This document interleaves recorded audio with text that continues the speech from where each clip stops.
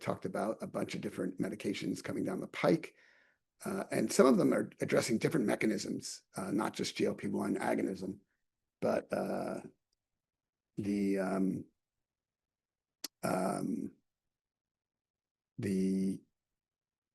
pills will make the medications cheaper and more accessible.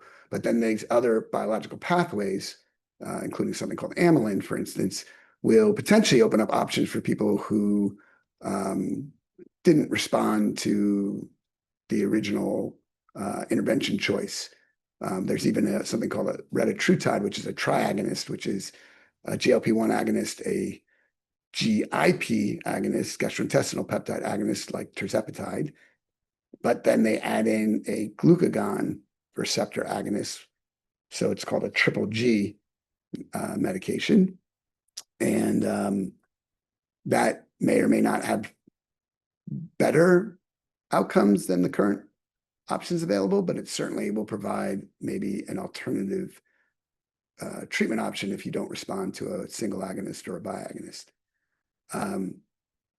There are also other sort of surgical procedures, none of which are really that well tested or that well accepted in terms of how much they're used these days. The lap band or laparoscopic adjustable gastric band, people may have heard of because it was popular for a while, but then lost its popularity, basically because it was really hard to maintain, and lots of patients regained weight or needed their bands removed, or the outcomes weren't so great. But the other devices are, being used here and there. There's now an endoscopic procedure that's gaining a lot of sort of publicity, the endoscopic sleeve gastrectomy, but the data for that aren't out there yet. And, in terms of kids, again, everything goes to adults first and then sometimes gets to kids later. So not sure those are going to be options for kids anytime soon. And then there's all the gene editing and sort of advanced techniques that people are investigating.